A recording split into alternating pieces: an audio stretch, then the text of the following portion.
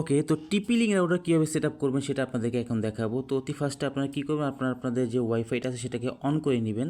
তো তারপর আপনার এখানে যে ওয়াইফাই আইকন আছে এখানে ক্লিক করবেন, এখানে ট্যাপ করে ধরে আপনার যে টিপি লিঙ্ক রাউটার যে নামটা, যেমন আমার টিপি লিঙ্ক 2430, তো আমরা জাস্ট এখানে ক্লিক করব। তো এখানে ক্লিক করার পর টিপি লিঙ্ক রাউটারের পিছনে আপনি একটা পাসওয়ার্ড পেয়ে যাবেন।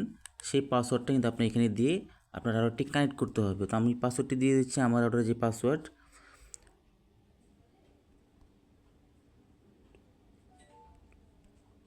ওকে, তো পাসওয়ার্ডটা দেওয়া শেষ।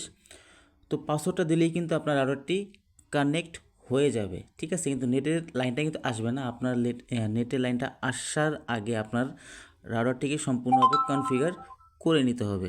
তো এখন আমরা চলে যাব গুগল ক্রোমে। তো গুগল ক্রোমে গিয়ে কিন্তু আমাদের কাজটি সম্পূর্ণ করতে হবে। তো এইখানে যে সার্চ বারটা আছে, সার্চ বারে গিয়ে আপনারা লিখবেন হচ্ছে 192.168.0.1। তো এই আইপি অ্যাড্রেসটা আপনি কিন্তু আপনার রাউটারের পিছনেও পেয়ে যাবেন। তো আমরা এখন জাস্ট সার্চে ক্লিক করব। তো সার্চে ক্লিক করার পর এরকম একটা ইন্টারফেস কিন্তু আপনার সামনে চলে আসবে। তো আমরা একটু বড় করে নিলাম।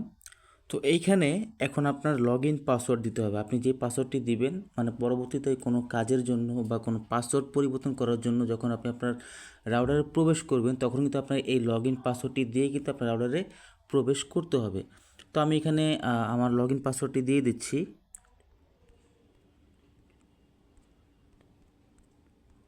একটা স্ট্রং পাসওয়ার্ড সবসময় দেওয়ার চেষ্টা করবেন।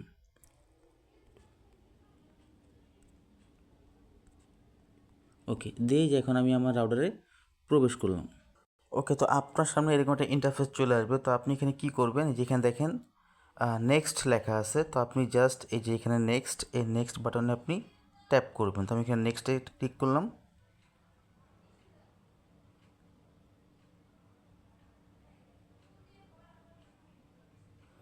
ওকে, তো নেক্সটে আসার পর এখানে আপনার কাছে অনেকগুলো অপশন আসবে। তো আপনি এখানে কি করবেন, যে এখানে লেখা আছে আপনার পিপিওই রাশিয়ান, হ্যাঁ পিপিওই, এখানে আপনার ট্যাপ করবেন।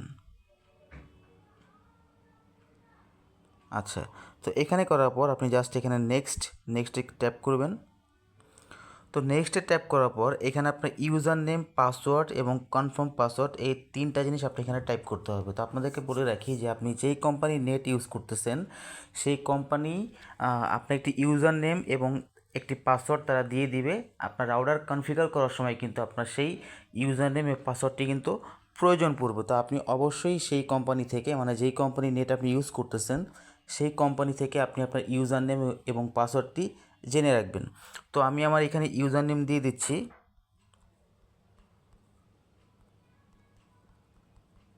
ওকে, এবং পাসওয়ার্ডটা দিয়ে দিব।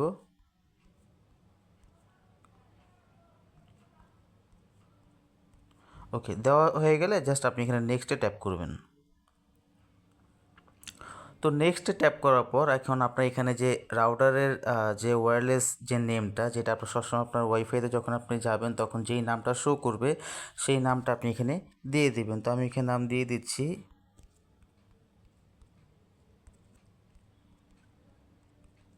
ওকে, এবং এই যে এখানে যে আছে আপনার ওয়্যারলেস পাসওয়ার্ড, এখানে আপনার পাসওয়ার্ডটি দিতে হবে, যেই পাসওয়ার্ডটি দিয়ে আপনি আপনার নেটটি কানেক্ট করবেন।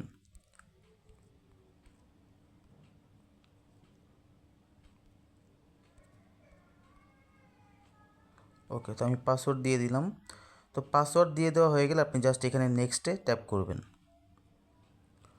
তো দেখেন নেক্সটে ট্যাপ করার পর আপনি জাস্ট এখানে একটু চেক করে নেবেন যে আপনার সব ঠিকঠাক আছে কি না। সব যদি ঠিকঠাক থাকে তাহলে আপনি জাস্ট এই যে এখানে নেক্সট সেভ আছে, সেভ অপশনে জাস্ট ট্যাপ করবেন। তো আপনার কিন্তু এখন সব কমপ্লিট। তো এখন আপনি কি করবেন, আপনি আপনার এই শাটার বাটনটা আসবেন, এখানে এসে আপনার ওয়াইফাইতে যাবেন। ওয়াইফাইতে গিয়ে দেখবেন যে জাহাঙ্গীর সর্দার লেখা আছে, তো এটাকে জাস্ট আপনি ফরগেট দিবেন। ফরগেট দিয়ে এখন আপনি যে পাসওয়ার্ডটি দিলেন সেই পাসওয়ার্ডটি আপনি এখানে দিয়ে দিলে কিন্তু আপনার নেটটি কানেক্ট হয়ে যাবে।